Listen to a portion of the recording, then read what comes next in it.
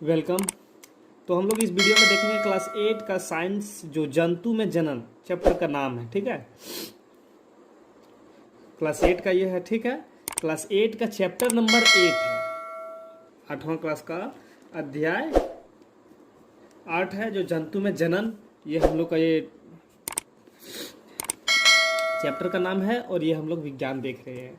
तो चलिए हम लोग स्टार्ट करते हैं कि पहला क्वेश्चन है कि जो जंतु अपने जैसे शिशु को जन्म देता है उसे क्या कहते हैं। जैसे में जंतु अपने जैसे शिशु को जन्म देता है उसे हम लोग क्या कहते हैं, तो उसे क्या कहते हैं, उसे कहते हैं जरायुज।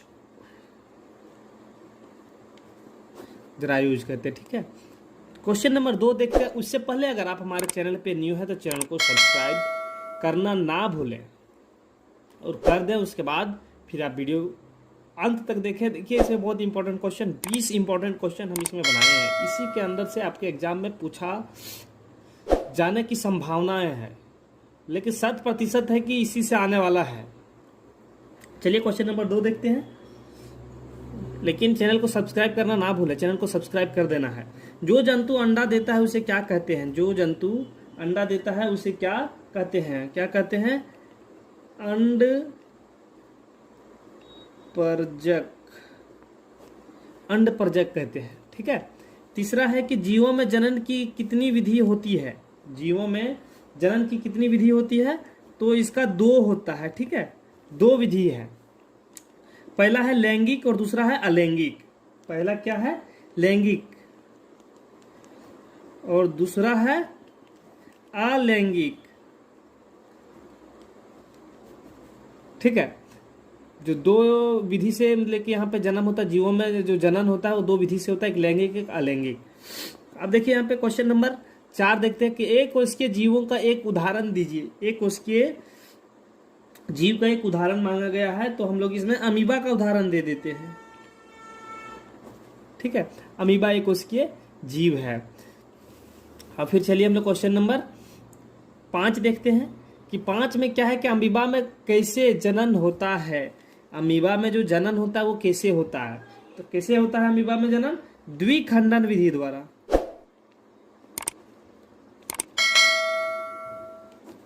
द्विखंडन विधि द्वारा जनन होता है। ठीक है, और फिर यहाँ पे शुक्राणु और अंडाणु में कितने कोशिकाएं होती है।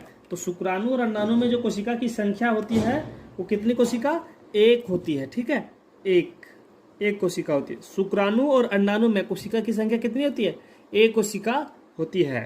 फिर क्वेश्चन नंबर 7 है कि मनुष्य का अंडा का व्यास कितना होता है। जो मनुष्य का अंडा है वो उसका व्यास कितना होता है, तो उसका कितना होता है, 1 mm। ठीक है, फिर यहाँ पे क्वेश्चन नंबर 8 हम लोग देखते हैं। क्वेश्चन नंबर 8 है कि सबसे बड़ा अंडा किसका होता है। सबसे बड़ा अंडा किसका होता है, तो हम लोग सभी जानते हैं कि बचपन से जीके में पढ़ते आ रहे हैं कि सबसे बड़ा अंडा किसका है, शुतुरमुर्ग का है।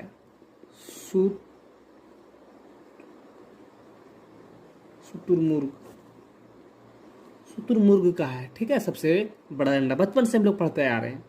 मनुष्य में जनन प्रक्रिया का पहला चरण क्या है। मनुष्य में जनन प्रक्रिया का पहला चरण क्या है, जो पहला चरण होगा क्या, तो जनन प्रक्रिया से उसका पहला चरण क्या है, निषेचन। निषेचन होगा तब नहीं मतलब कि बच्चा बनना प्रारंभ होगा, तो ये पहला प्रक्रिया इसका निषेचन है। फिर क्वेश्चन नंबर यहाँ पे है, क्वेश्चन नंबर हम लोग 10 देखेंगे। तो फिर आप लोगों से एक रिक्वेस्ट है, काइंडली रिक्वेस्ट है कि अगर आप हमारे चैनल पे न्यू है तो चैनल को सब्सक्राइब करना ना भूलें। चैनल को सब्सक्राइब कर दें और दोस्तों के साथ शेयर कर दें ताकि वो भी इस वीडियो का फायदा उठा सके। ठीक है, तो चलिए हम लोग देखते हैं कि निषेचन कितने प्रकार का होता है। तो निषेचन कितने प्रकार का होता है, निषेचन जो है 2 प्रकार का होता है, 2 प्रकार का है। ठीक है, कौन कौन है, पहला है, एक है आंतरिक निषेचन।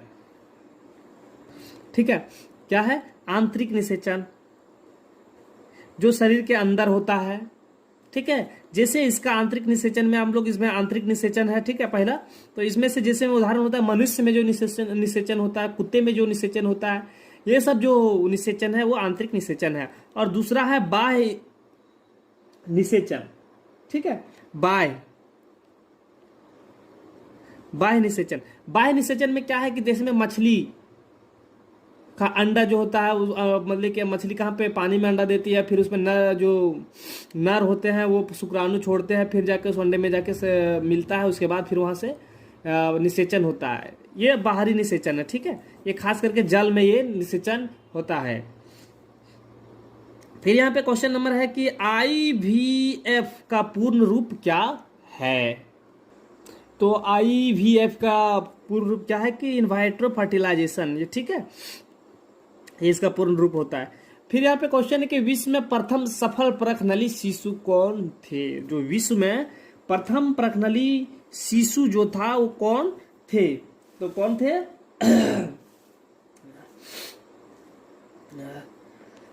Louis brown.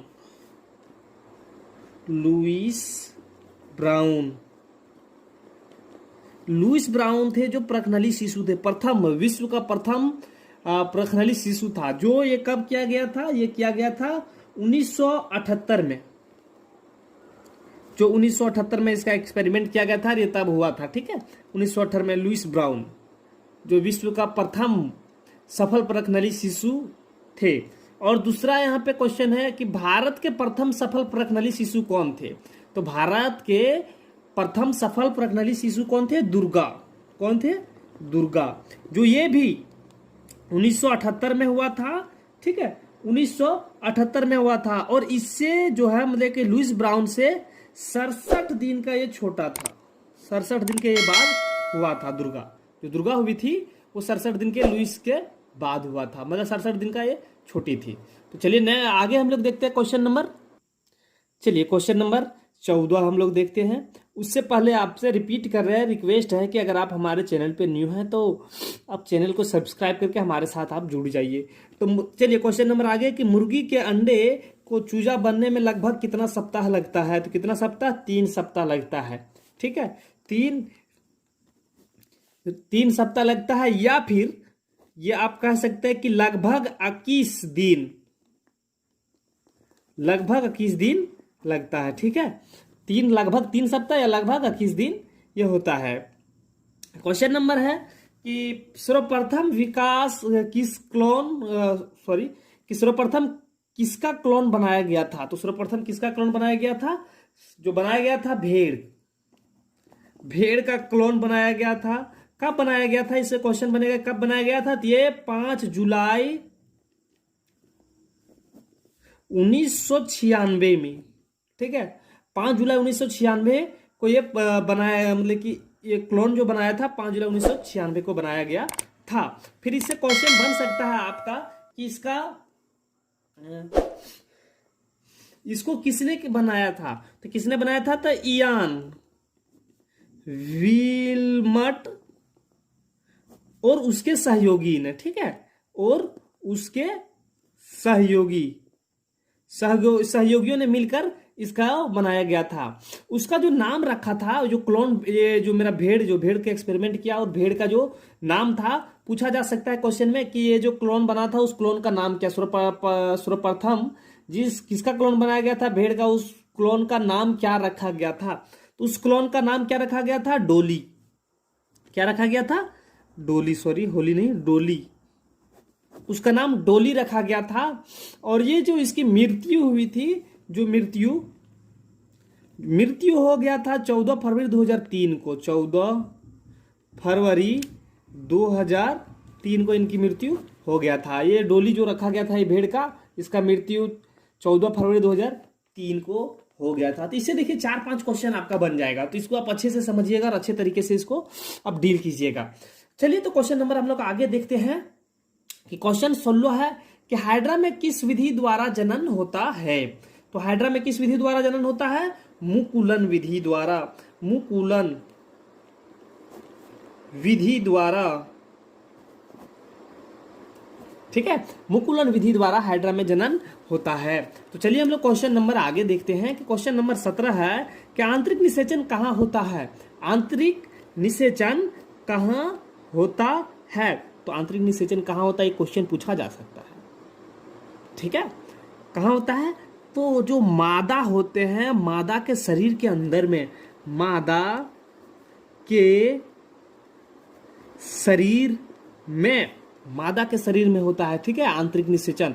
और बाह्य निषेचन खास करके ये मतलब कि जल, ये सब जगह पे होता है, जल में होता है। ठीक है, फिर क्वेश्चन है 18 में है कि एक युग्मनज में पाए जाने वाले केंद्रक की संख्या क्या है। तो क्या, तो इसका आंसर क्या हो जाएगा कि 18 का आंसर हो जाएगा आपका 1। ठीक है, एक केंद्रक पाया जाता है, केंद्रक की संख्या 1 होती है। अब यहाँ पे क्वेश्चन नंबर 19 है कि एक टेडपोल जिस प्रक्रिया द्वारा वयस्क होता है वह क्या कहलाता है। जो एक टेडपोल है जिस विधि द्वारा या जिस प्रक्रिया द्वारा बड़ा होता है उसे क्या कहा जाता है, तो उसका नाम बताना है। तो क्या हो जाएगा आपका, कायांतरण।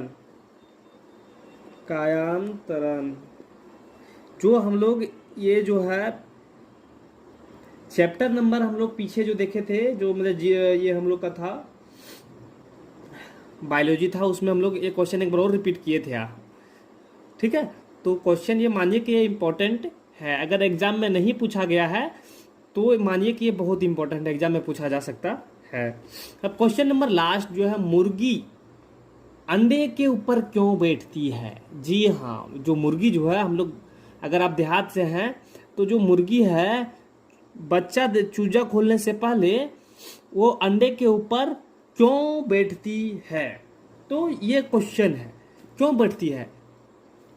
तो क्यों बैठती है, क्योंकि उस मान्य करने के लिए, उसको गर्म करने के लिए,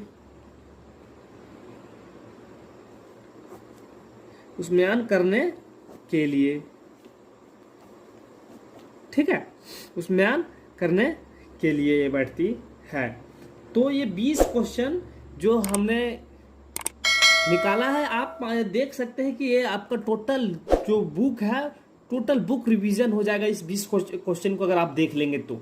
ठीक है, तो उम्मीद है कि वीडियो आप लोगों को अच्छा लगेगा, और अगर अच्छा लगे तो लाइक करें, और अगर आप हमारे चैनल पे न्यू है तो चैनल को सब्सक्राइब करना ना भूलें।